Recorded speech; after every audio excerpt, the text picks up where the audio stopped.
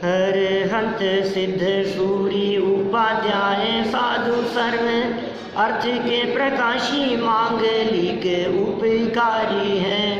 तिनको स्वरूप जान रागते भई जो भक्ति काय को नवाई स्तुति को उचारी है। धन्य धन्य तिन ते काज सब आज भय कर जोड़े बारे बारे वंदना हमारी है। मंगल कल्याण सुख ऐसो हम चाहते हैं।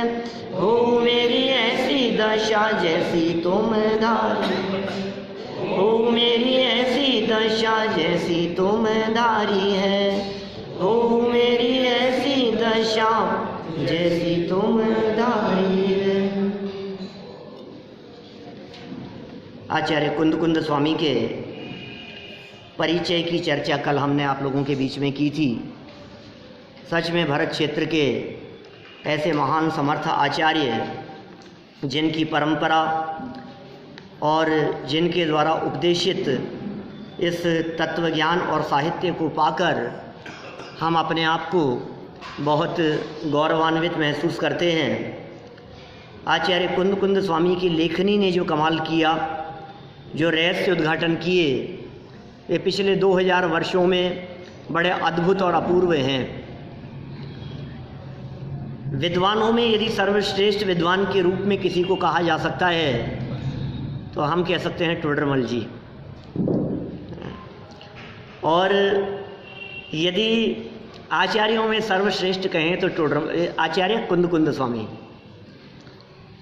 तो ये सहज ही सुमेल ही है ऐसा कि सर्वश्रेष्ठ विद्वान की कार्यस्थली है जिन मंदिर, टोडरमल जी का मंदिर, और सर्वश्रेष्ठ आचार्य कुंद स्वामी को पढ़ने का अवसर।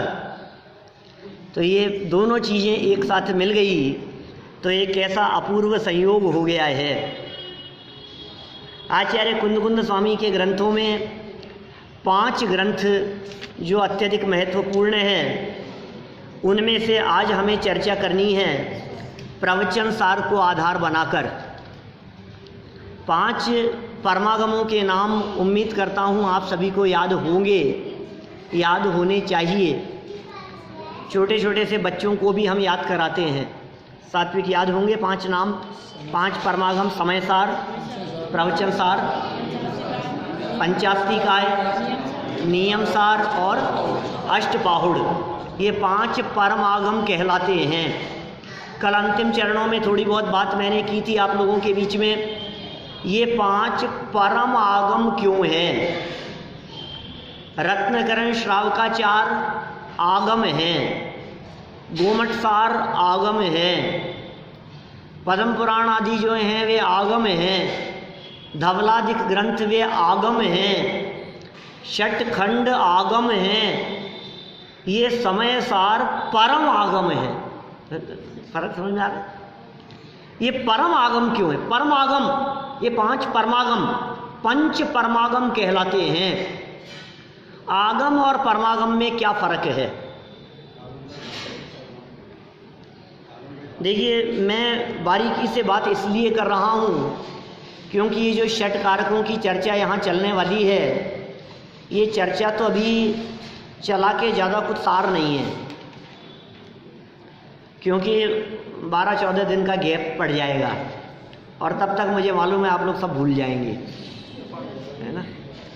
क्योंकि मैं नैरोबी से वापस लौटूंगा 3 अप्रैल को दोपहर में, और 4 को वापस चर्चा होगी। 4 अप्रैल को, 4 तारीख को पुनः बैठेंगे यहाँ। तो तब तक अभी आज का दिन है तो चर्चा क्या करें बोलो? पाठ पढ़ें आगे? नहीं, आचार्य कुंद स्वामी की चर्चा कर रहा हूँ मैं, विषय से विषयांतर नहीं होना चाह रहा।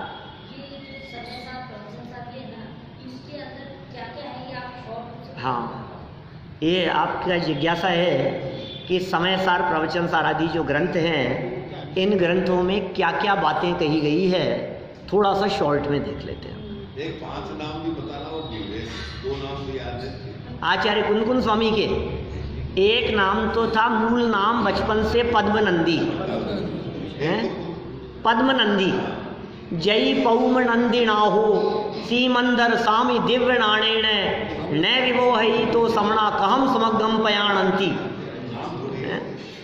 जय पौम नंदिनाहो, ये देवसेनाचार्य ने 990 के अंदर प्रयोग किया था। पद्मनंदीनाथ कुंद कौंड कुंडपुर के वासी होने से कुंद कुंद कहलाए, 2 हो गए। तीसरा पद्मनंदी तो बचपन से था, बचपन का ही नाम था। देखिए, यद्यपि बचपन में ही इन्होंने दीक्षा ले ली थी, आचार्य कुंद कुंद स्वामी ने 11 वर्ष की उम्र में दीक्षा ली। पिछले 2000 वर्षों में ऐसा कोई संत नहीं हुआ, ऐसे कोई साधु नहीं हुए जिन्होंने 11 वर्ष की उम्र में घर छोड़ा हो, दीक्षा ली हो। कपड़े नहीं पहने वो अलग मैटर है, ठीक है ना, लेकिन 11 साल की उम्र में दीक्षा लेने वाले आचार्य कुंद कुंद स्वामी हुए। घर छोड़ने वाले तो और भी हैं, ये आपके यही कहते हैं तरुण सागर जी, क्या कहते हैं कि मैंने 11 साल की उम्र में घर छोड़ दिया था, ऐसा कहते हैं कुंद कुंदाचार्य के बाद में। खैर जो भी हो, अपने को क्या करना है, हम क्या बात कर रहे हैं आपसे, 2000 वर्षों में कुंद कुंद जैसे समर्थ आचार्य दूसरे कोई नहीं हुए। एक बात, कुंद कुंद इनका नाम पड़ गया उस गांव के कारण जिस गांव में इनका जन्म हुआ था, कौंड कुंडपुर, उस गांव से। 2 हो गए। तीसरा, विदेश क्षेत्र में इनको एलाचार्य शब्द से पुकारा गया, इलायची जैसे आचार्य, हाथ पे उठा लिया, एलाचार्य, एलाचार्य। 3, फिर पीछी इन्होंने गिद्ध की पीछी से काम चलाया कुछ समय, तो गिद्ध पिच्छाचार्य, गिद्ध पिच्छाचार्य। वैसे आप गिद्ध पिच्छाचार्य शब्द का प्रयोग कहीं करेंगे तो लोग तुरंत ये कहेंगे उमा स्वामी आचार्य की बात है, क्योंकि उमा स्वामी आचार्य जो हैं वे गिद्ध पिच्छाचार्य के नाम से ज़्यादा प्रसिद्ध हो गए, लेकिन इनका भी नाम था। 4 हुए। और 5वां नाम है वक्र ग्रीवाचार्य। ग्रीवा माने होता है गर्दन। अधिक लेखन, अब जैसे लिखते हैं ना आप, तो ऐसे लिखते हैं, तो लिखने में इनकी गर्दन थोड़ा सा टेढ़ी हो गई, तो वक्र ग्रीवाचार्य के नाम से ये जाने लगे। चलिए, 5 नाम कल बता दिए थे, 5 परमागमों के नाम अभी बतलाए। समय सार ग्रंथ, क्या विषय वस्तु है समय सार की, क्या वर्णन किया है समय सार में। समय सार परमागम क्यों हो गया, ये प्रवचन सार परमागम क्यों हो गए। आचार्य कुंद कुंद स्वामी के इन ग्रंथों को आगम नहीं कह करके परमागम क्यों कहा गया। जिस समय कुंद कुंदाचार्य देव ने अपनी कलम चलाई, ग्रंथ लिखना प्रारंभ किया, उस समय षटखंडागम जैसे ग्रंथ लिखे जा चुके थे, लिखे जा रहे थे। कर्णानुयोग के ग्रंथ लेखन में थे, प्रचलन में थे। कर्म, गुणस्थान, कर्म प्रकृतियाँ, ऐसे ऐसे गंभीर विषयों की चर्चाएं लिखी जा रही थी उस जमाने में। उस जमाने में जब कर्मों की चर्चा, गुणस्थान, कर्णानुयोग, भूगोल आदि की चर्चाएं विस्तार से की जा रही थी, तिलोय प्रणति जैसे ग्रंथ, कषाय पाहुड़ जैसे ग्रंथ उस काल में लिखे गए, गुणभद्राचार्य ने कलम चलाई। ऐसे समय में आचार्य कुंद कुंद स्वामी ने सोचा, अरे इन सारी बातों में उलझ करके रह जाएं और प्रयोजनभूत बात अपने आत्मा की वो सुनने समझने का अवसर लोगों को ना मिले तो पढ़ करके भी कल्याण नहीं होगा। इसलिए उन्होंने ऐसे समय में अपने आत्म तत्व का स्वरूप, आत्मा की पहचान और दूसरी बात अनुभव की गहराइयों में डूबकर उन्होंने कुछ प्रकरण लिखे। समय सार ग्रंथ की रचना सुन सुन करके नहीं हुई, समय सार ग्रंथ की रचना अनुभव में डूब करके हुई है। आगम किसे कहते हैं? आ ग म 3 अक्षर है। आ मतलब होता है आप्त, आप्त माने होता है अरहंत, तो आ माने हो गए अरहंत। आगम में 3 अक्षर है ना। आ माने आप्त, अरहंत, आप्त वचनम, आप्त, आप्त कहते हैं अरहंत परमात्मा को। ग से लिया है गणधर,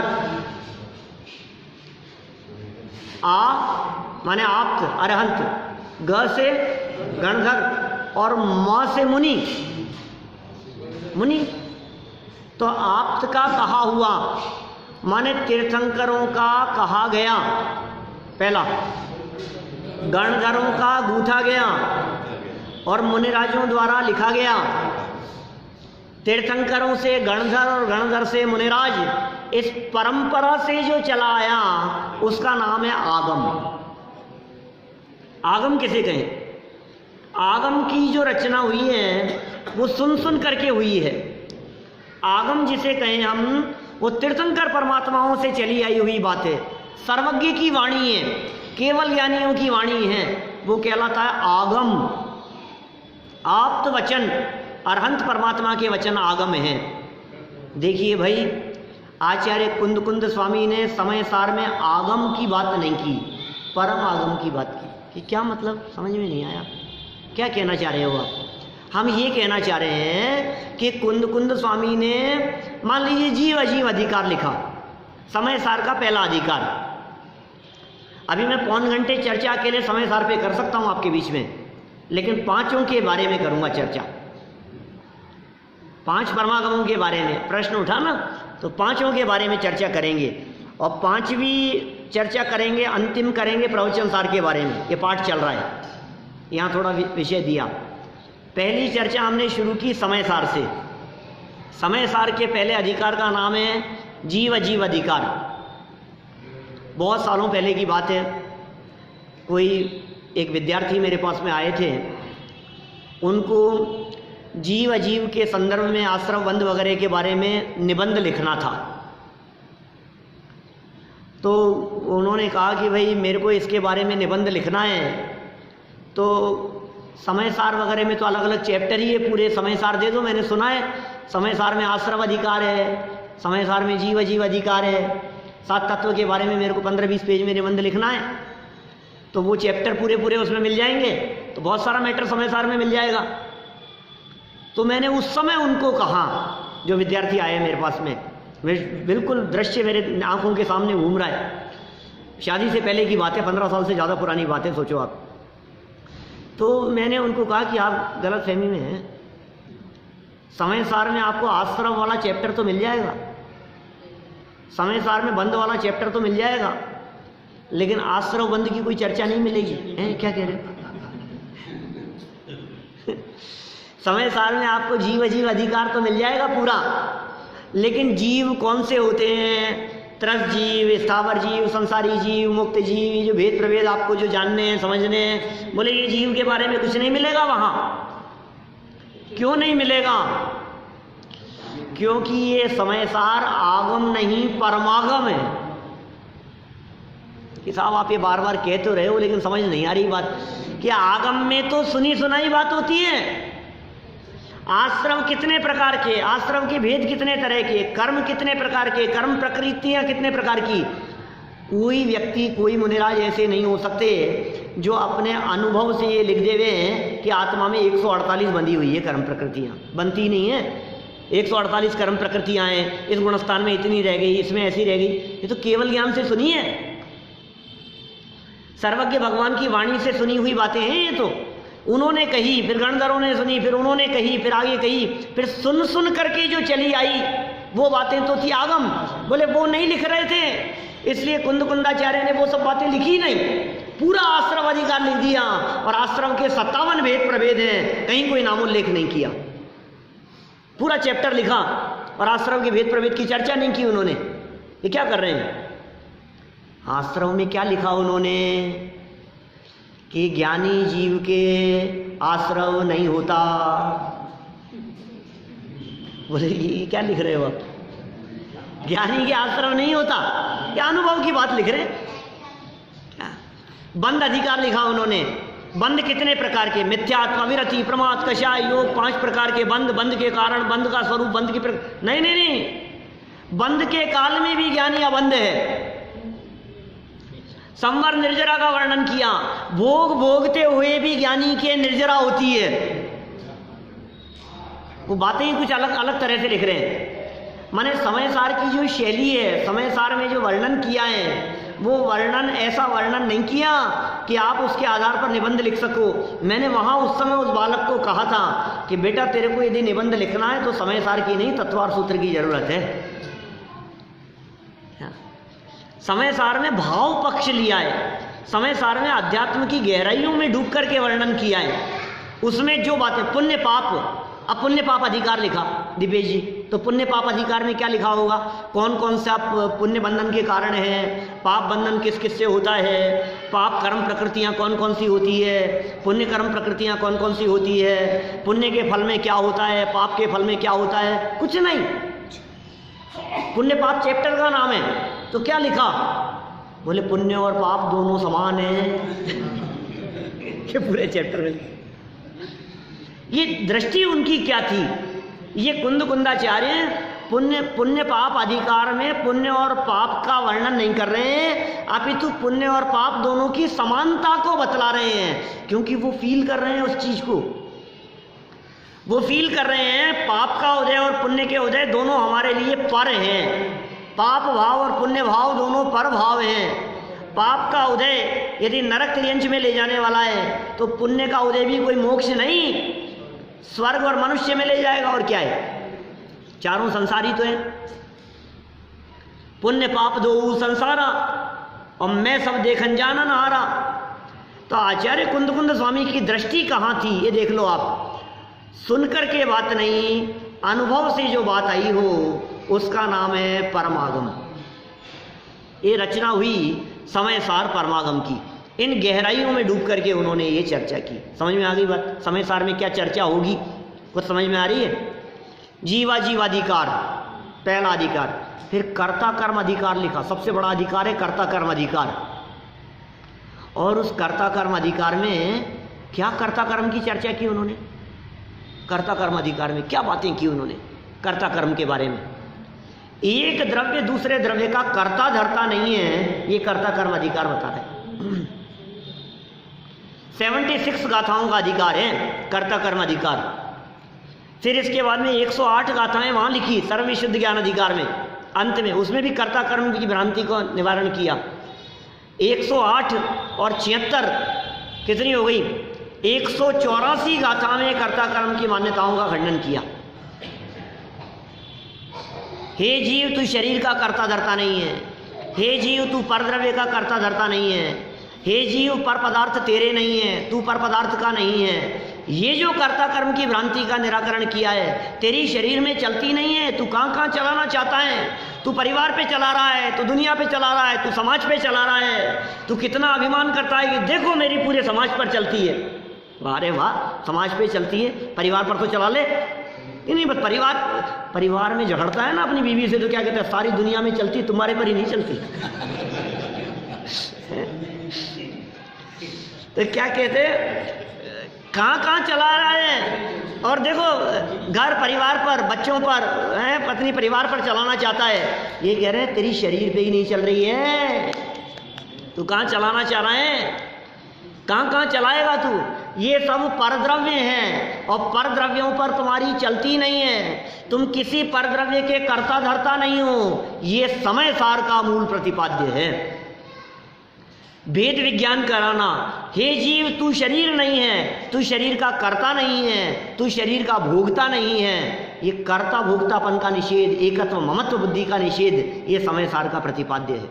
ये समय सार ग्रंथ की रचना देह से भिन्न आत्म तत्व की अनुभूति के लिए हुई। समय सार ग्रंथ की रचना उस भेद विज्ञान के लिए हुई जो जैन शासन का प्राण है।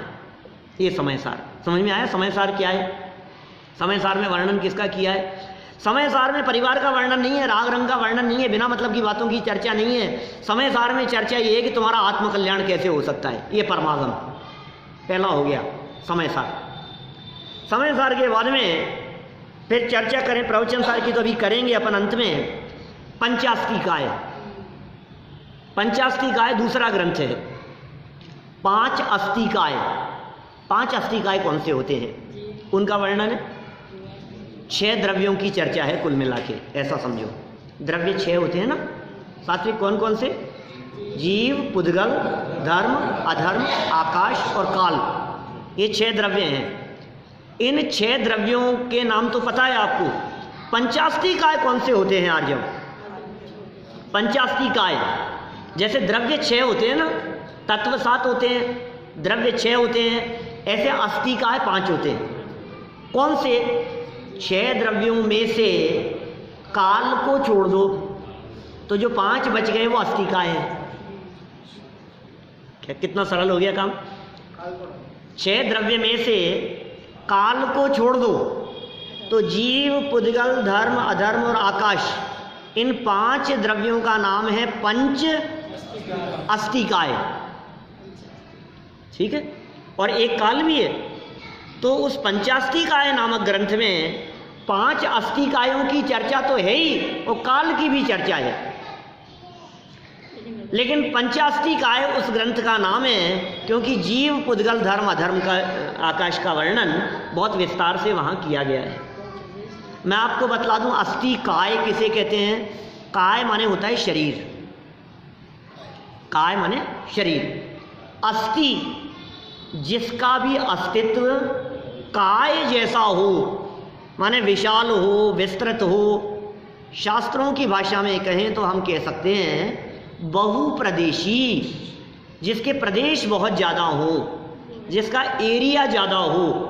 प्रदेश, प्रदेश और समय, ये 2 बातें मैंने बहुत महीनों पहले आपसे की थी।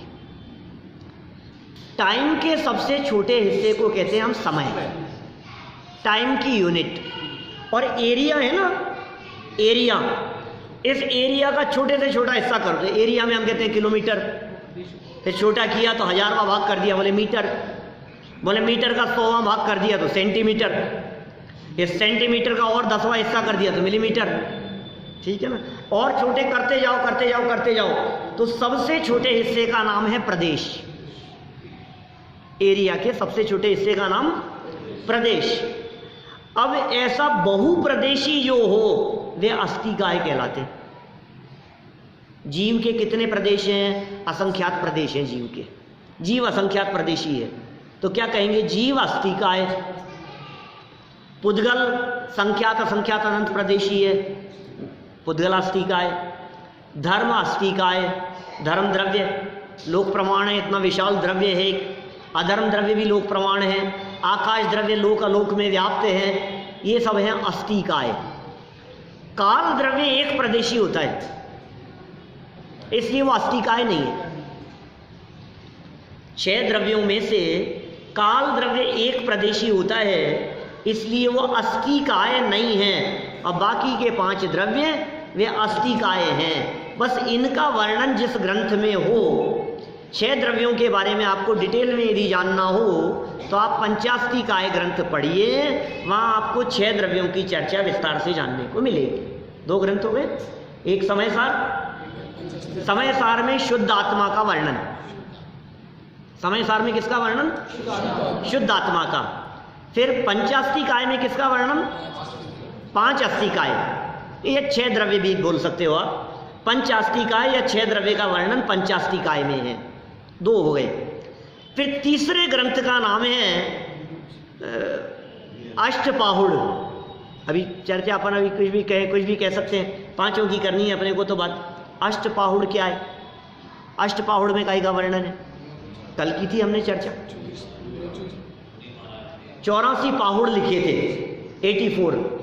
आचार्य कुंदकुंद स्वामी ने 84 पाहुड़ लिखे थे, लेकिन 84 पाहुड़ों में से अभी सुन रहे हैं हम कि 24 पाहुड़ मिल गए हैं, लेकिन थोड़े समय पहले 8 मिले और 8 को पुस्तकाकार रूप से प्रकाशित किया जगह जगह से। अनेक संस्थाओं ने, अनेक ट्रस्टों ने उसे प्रकाशित किया।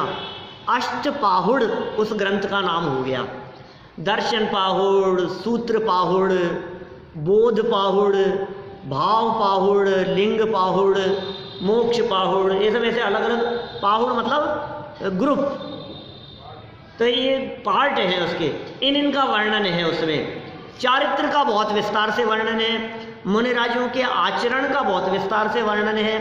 एक प्रशासनिक के रूप में आचार्य कुंदकुंद स्वामी के दर्शन अष्टपाहुड़ नामक ग्रंथ में होते हैं, जिसमें उन्होंने मुनिराजों के शिथिलाचार के ऊपर बहुत गहरी चोट मारी है।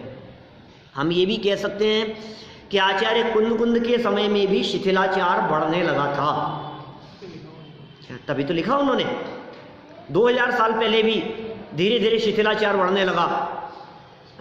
गुणभद्राचार्य के समय में आकर के अपन ने एक ग्रंथ पढ़ा था गुणभद्राचार्य का 5-7 साल पहले, क्या नाम, आत्मानुशासन।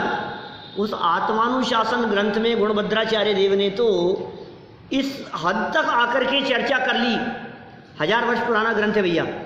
उसमें उन्होंने क्या लिख दिया मुनिराजों के बारे में, अरे देखो इस कलिकाल का प्रभाव, इस काल में अच्छे अच्छे मुनिराज भी जंगल छोड़कर नगर के समीप आकर रहने लगे हैं।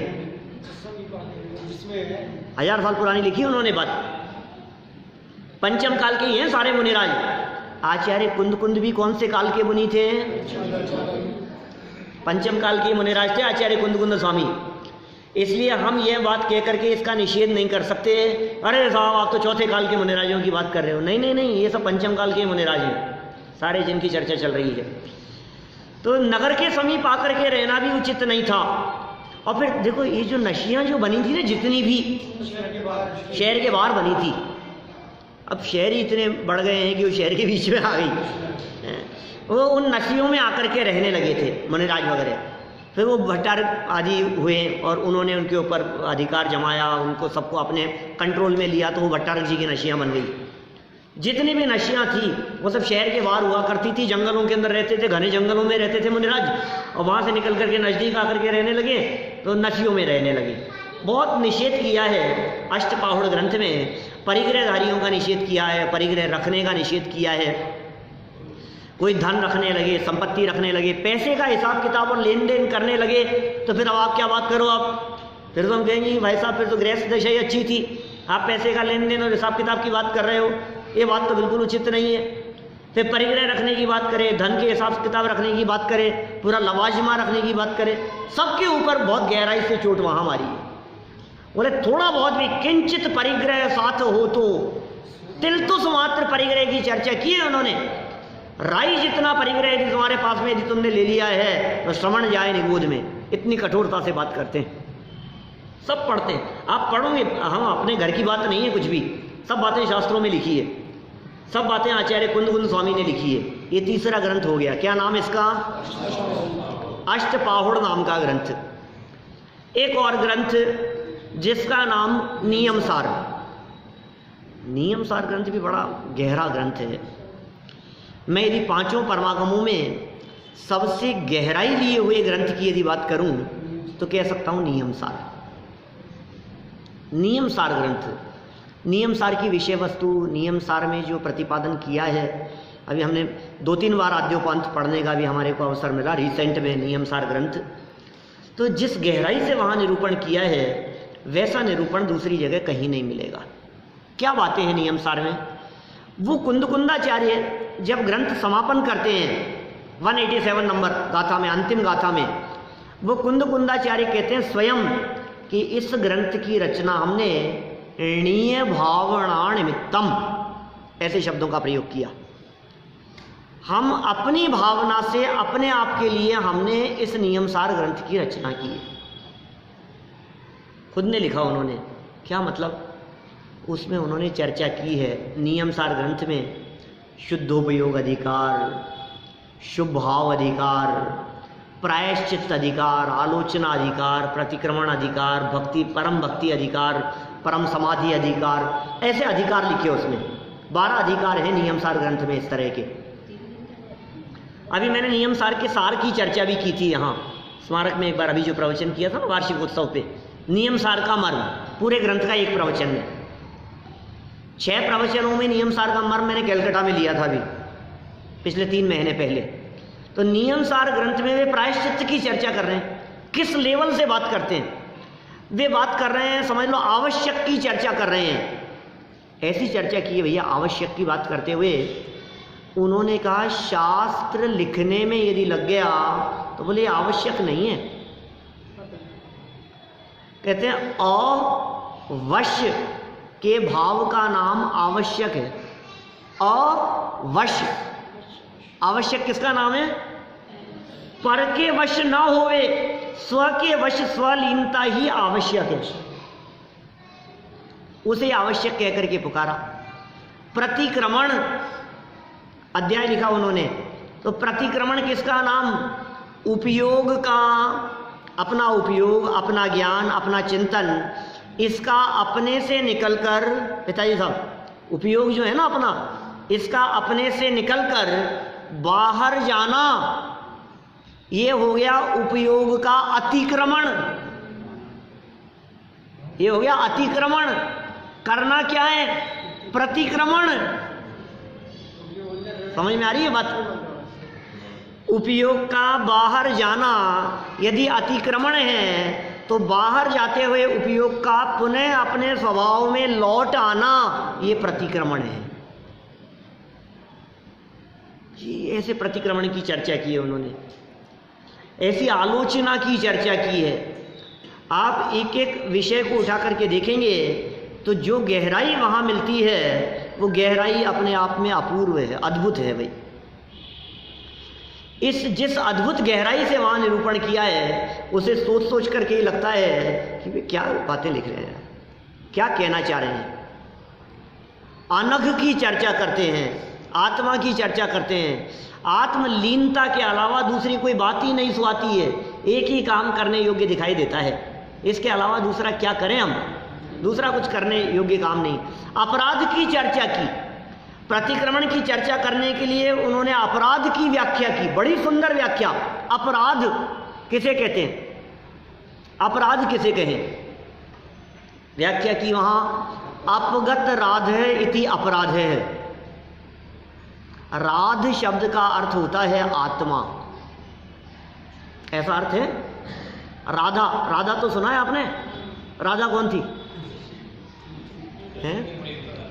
कृष्ण की प्रेमिका है राधा।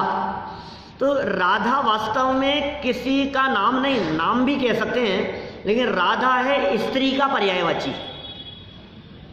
स्त्री का पर्यायवाची शब्द है राधा। तो राधा नहीं, राध है पुरुष का पर्यायवाची। राध और राधा, तो राध पुरुष का पर्यायवाची हो गया।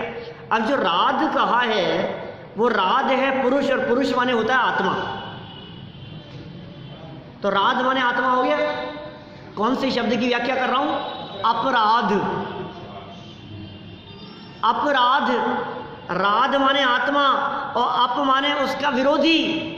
तो आत्मा से विरोध में यदि आप गए, आत्मा से बाहर निकले, यही अपराध है। ये नियम सार की व्याख्याएं हैं। नियम सार ग्रंथ में जिस गहराई से चर्चा की है, अघ किसे कहा? अघ माने पाप होता है। अघ, अघ शब्द जानते हैं आपने? आप बोलते हैं कई बार अघ। मैं बताऊंगा ना अभी, तो आपको पता लगेगा आप कहाँ बोलते हैं क्या। अघ शब्द, अघ कहाँ बोलते हैं? बोला आपने कभी? आपने बोला मनोज जी साहब, अघ शब्द बोला आपने कभी? पता नहीं, अघ को तो सुना हुआ ही नहीं लग रहा हमारे को, आपके ने बोला है। आलोचना पाठ पढ़ा है कभी?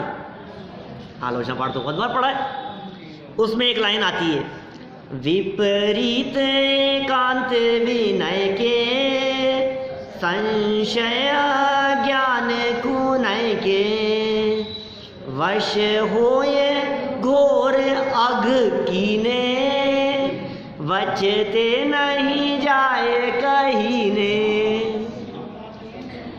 है? क्या कहा? वश होए घोर अघ कीने। अघ कीने, अघ माने हैं?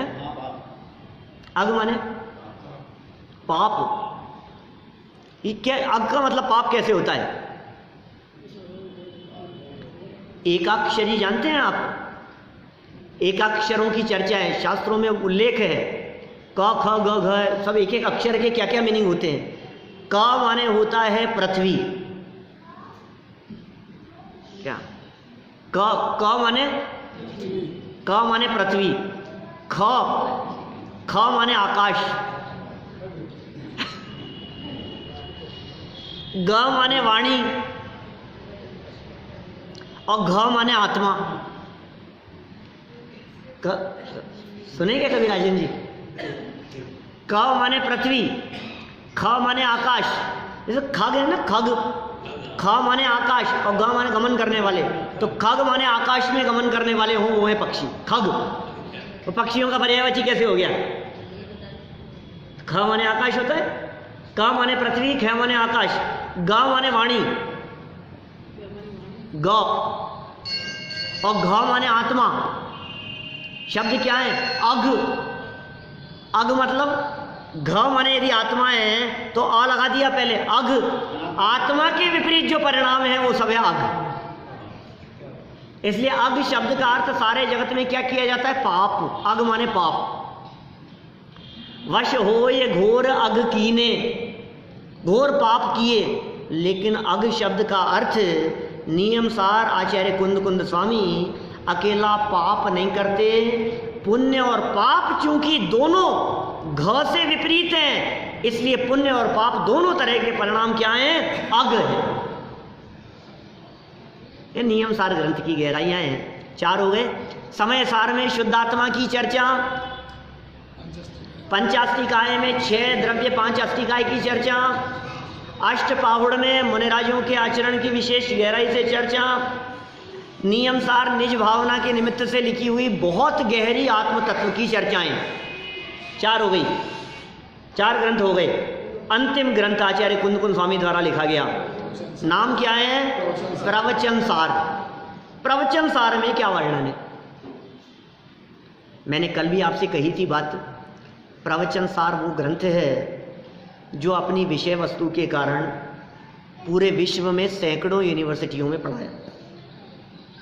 ये प्रवचन सार ग्रंथ जर्मनी में, फ्रांस में, इटली में, रोम में, न मालूम कहाँ कहाँ आप ये देखेंगे फॉरेनर्स आते हैं यहाँ। हर साल अपने यहाँ जयपुर में प्रवचन सार ग्रंथ को पढ़ने के लिए साल में 15 दिन शीतकालीन समय में फॉरेनर्स आते हैं यहाँ पर। मुझे भी कहा, मैं था नहीं, यहाँ आए थे तब, इनको पढ़ाना है, इनको ये सब्जेक्ट पढ़ाना है। आपने हेमचंद जी है ना, वो कई बार आते हैं। ये अपने कमलचंद जी सौगानी है साहब है ना, हाँ, उनके पास अभ्रंश यहाँ सीखने के लिए, ये जैन दर्शन में इन गहराइयों को सीखने के लिए वो पढ़ाया जाता है वहाँ। लैंग्वेज नहीं समझते, हिंदी नहीं जानते, संस्कृत नहीं जानते, वो ये सीखने के लिए आते हैं प्रवचन सार पढ़ने के लिए, कैसे पढ़ते होंगे, कैसे सीखते होंगे। लेकिन इस प्रवचन सार ग्रंथ में वस्तु व्यवस्था का वर्णन है, वस्तु स्वरूप का वर्णन है। इस प्रवचन सार नामक ग्रंथ में दिव्य ध्वनि का साक्षात सार कहा जाता है प्रवचन सार। प्रवचन, प्रवचन कहते हैं दिव्य ध्वनि को, प्रकृष्ट वचन दिव्य ध्वनि, प्रवचन और सार, तो प्रकृष्ट वचनों का सार जहां आ गया हो, साक्षात दिव्य ध्वनि का सार जिसमें हो, वो है प्रवचन सार। इस प्रवचन सार ग्रंथ में क्या विषय वस्तु है?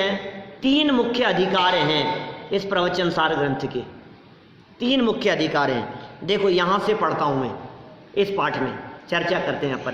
प्रवचन सार ग्रंथ का मंगलाचरण क्या है भाई साहब? एस सुरासुर मणु सिंध वंदिदम धोदघायिकम मलम प्रणमामि वढमाणम तीर्थम धम्मस्कतारम।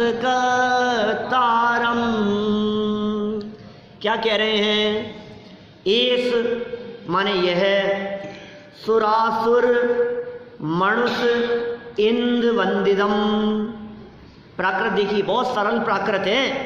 प्राकृत पढ़ना आ जाएगा थोड़ा बहुत, 10-20-50 गाथाएं पढ़ने लगोगे तो प्राकृत पढ़ना भी आ जाएगा और प्राकृत का अर्थ समझना भी आ जाएगा। अभी तो घबराते हैं हम, क्या क्या लिखा है समझ में नहीं आ रहा। बहुत सरल है, और जैसे बोलते हो वैसे के वैसे शब्द दिखते हैं। एस यह सुरासुर, सुरासुर, सुर और असुर। सुर मतलब कौन? देवगति के जीव, सुर स्वर्ग वाले वैमानिक देव, असुर माने अधोलोक के जीव, असुर भवनवासी, व्यंतर और ज्योतिषिक, ठीक है ना। और मनुष्य, मनुष्य दिख रहा है इसमें, एस सुरासुर मनुष्य, मनुष्य इंद्र लिखा है ना, मनुष्य, मनुष्यों में जो इंद्र हैं माने चक्रवर्ती, स्वर्गों के इंद्र, ऊर्ध्वलोक के इंद्र, भवनवासियों वगैरह के इंद्र और मनुष्यों के इंद्र। एस सुरासुर मनुष्य इंद्र वंदिदम, उनसे जो वंदित हैं माने तीनों लोकों में पूज्य हैं। कार्तिकीय अनुप्रेक्षा में लिखा, तिहुवण तिलयम देवम वंदिता तिहुवणिंद परिपूज्यम। कुछ पंक्तियां याद आती है कुछ जो मैं बोल रहा हूं। तिहुवण तिलयम देवम वंदिता तिहुवणिंद परिपूज्यम, वो चमणुपे हाओ भव्य जनानंद जननीयो। कभी लगता है सुनिए कभी कान से, रोज बोलते थे, रोज मंगलाचरण है कार्तिकीय अनुप्रेक्षा का। तीनों लोकों के जो पूज्य हैं, तीनों लोकों के पूज्य देवों आदि के माध्यम से जो पूजे जाते हैं, वही अर्थ यहां किया। एस सुरासुर मनुष्य, मनुष्य इंद्र वंदितम, नमस्कार करने योग्य।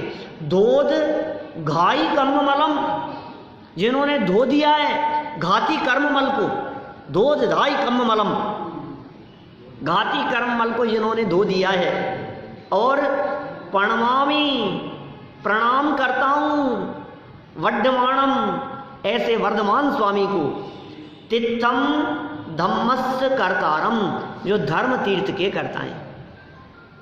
वर्तमान में किसका शासन चल रहा है? महावीर भगवान का। तो वर्तमान में जिन महावीर भगवान का शासन, गाथा याद है क्या? सुना? हिंदी पद्यानुवाद है उसका। ये जो गाथा है ना, ये इसका पद्यानुवाद है कुंद कुंज शतक में, वो वहाँ मंगलाचरण दिया। सुर असुर इंद्र नरेंद्र वंदित, कर्म मल निर्मल करण, वृष तीर्थ के करतार श्री, वर्धमान जिन शत शत नमन। ये 2 लाइन है, इसका पद्यानुवाद बोला है मैंने। यह प्रवचन सार नामक महान शास्त्र है। इसे आचार्य कुंद देव ने आज से करीब 2000 वर्ष पूर्व बनाया था। जैसा महान ये ग्रंथराज है, वैसी ही तत्व प्रदीपिका नामक महान टीका संस्कृत भाषा में आचार्य अमृतचंद्र ने इस पर लिखी है। इसके 3 महाअधिकार हैं प्रवचन सार के। प्रवचन सार का परिचय करा रहे हैं। 3 अधिकार हैं इस प्रवचन सार के। टीका किसने लिखी? अमृतचंद्राचार्य। एक और टीका लिखी जयसेनाचार्य ने 3 ग्रंथों के ऊपर, समय सार, प्रवचन सार, पंचास्तिकाय। समय सार, प्रवचन सार, पंचास्तिकाय, इन तीनों के ऊपर अमृतचंद्राचार्य ने भी व्याख्या की। और उन अमृतचंद्राचार्य के 200, 250, 300 वर्ष बाद जयसेनाचार्य ने भी उन्हीं 3 ग्रंथों के ऊपर पुनः व्याख्या की। ये प्रवचन सार ग्रंथ 3 महाअधिकारों में विभक्त है। ज्ञान तत्व प्रज्ञापन अधिकार, 92 गाथाएं हैं ज्ञान तत्व प्रज्ञापन अधिकार में। फिर ज्ञेय तत्व प्रज्ञापन अधिकार 93 से लेकर के और 200 तक 108 गाथाएं हैं ज्ञेय तत्व प्रज्ञापन अधिकार में। फिर चरणानुयोग सूचक चूली का 201 नंबर गाथा से शुरू हुआ और 275 नंबर गाथा तक चला। ये चरणानुयोग सूचक चूली का 3 अधिकार हो गए, ज्ञान तत्व, ज्ञेय तत्व और चरणानुयोग सूचक चूली का। फिर और यदि मैं बात करूं अभी, तो ज्ञान तत्व प्रज्ञापन अधिकार 4 अंतराधिकारों में विभक्त है। फिर ज्ञेय तत्व प्रज्ञापन, तो ये और बहुत विस्तार हो जाएगा। संक्षेप में सुनो। ज्ञान तत्व प्रज्ञापन अधिकार में ज्ञान की महिमा की चर्चा है। ज्ञान तत्व प्रज्ञापन अधिकार की 92 गाथाओं पर अभी इंदौर में प्रवचन किए मैंने, पूरे अधिकार पर। शायद मेरे ख्याल से 5-6 प्रवचन हुए वहाँ। 5 प्रवचनों में ज्ञान तत्व प्रज्ञापन अधिकार चलाया मैंने पूरा। एक एक विषय की गहराई से हमने चर्चा की वहाँ। ज्ञान की महिमा, केवल ज्ञान की महिमा, अनंत सुख की महिमा, शुद्धोपयोग की महिमा, शुभ परिणामों का निष्फलपना, ये सब ज्ञान तत्व प्रज्ञापन अधिकार में बतलाया। पुण्य पाप की समानता की चर्चा भी की है यहाँ पर भी ज्ञान तत्व प्रज्ञापन अधिकार में। फिर दूसरा ज्ञेय तत्व प्रज्ञापन अधिकार। इस ज्ञेय तत्व प्रज्ञापन अधिकार में ज्ञेय की विषय वस्तु बतलाई, द्रव्यों की विषय वस्तु बतलाई, 6 द्रव्य जीव पुद्गल आदि की चर्चा की। ज्ञेय क्या क्या हैं उन सबको विस्तार से बतलाया ज्ञेय तत्व में, 6 द्रव्य की। और चरणानुयोग सूचक चूली का जो ग्रंथ है, इस ग्रंथ में मुनिराजों की दीक्षा विधि, मुनिराजों का आचरण, इन सब की चर्चा विस्तार से करते हैं। चरणानुयोग सूचक चूली का इसका प्रारंभ भी यहाँ से करते हैं। ये जो चरणानुयोग सूचक चूली का जो तीसरा अधिकार है प्रवचन सार का, इसकी स्टार्टिंग यहाँ से करते हैं कि हे जीव, यदि तू दुखों से मुक्त होना चाहता है तो मुनिव्रत अंगीकार कर। बोलो क्या करना है? अरे हाँ महाराज मैं बहुत दुखी हूँ, बहुत परेशान हो गया, मैं महादुखी हूँ। कि सुन, यदि तू वास्तव में दुखों से मुक्त होना चाहता है तो क्या करना? मुनि बन जा। परिवज्जतु सामन्नम यदि इच्छति दुख परिमुखम, ऐसी बात करते हैं वो वहाँ। प्रणमामि वड, मतलब तीर्थंकरों को नमस्कार करके, एवं प्रणमीय सिद्धे जिणवर वसे पुणो पुणो समणे परिवज्जतु सामन्नम यदि इच्छति दुख परिमुखम। तो इस तरह एक चरणानुयोग सूचक चूलिका में उन्होंने चारित्र और आचरण की चर्चा की बहुत गहराई से। प्रवचन सार बहुत कठिन ग्रंथ माना जाता है समाज में। लोग ये कहते हैं कि प्रवचन सार ग्रंथ और उसकी अमृत चंद्राचार्य की टीका ये बहुत कठिन है, लेकिन एक बार आप पढ़ करके देखना, आपको बहुत मज़ा आएगा। बहुत सरल भी है, गहराई से पढ़ना उसको। यहाँ जो प्रकरण चलने वाला है, ये जो चैप्टर जो यहाँ चलने वाला है, इस चैप्टर में ज्ञान तत्व प्रज्ञापन अधिकार माने पहले अधिकार की 16वीं गाथा को बेस बनाकर 6 कारकों की चर्चा की गई है। और कारक हमने बचपन में हिंदी में पढ़े थे। कर्ता ने कर्म को करण से संप्रदान के लिए अपादान है, अधिकरण, और ये सब जो कारक हैं, ये 6 कारक हैं। इन 6 कारकों की चर्चा हमने बचपन में 8 कारकों रूप में पढ़ी। एक संबंध और संबोधन, 2 को हमारे यहाँ जनागम्य कारक नहीं माना गया है, वही 6 कारकों की चर्चा यहाँ की है। काम जिससे होता है उसे कारक कहते हैं। वो काम किसने किया, जो काम हुआ, तो कर्ता क्या है, कर्म क्या है, उसके साधन आदि क्या हैं, इन सब विषयों की चर्चा, इन 6 कारकों की चर्चा इस अध्याय में विस्तार से की गई है, जिसकी चर्चा हम नैरोबी से लौट करके आने के बाद यहाँ प्रारंभ करेंगे। अभी की बात को हम यहीं विराम देते हैं। और महावीर भगवान ने की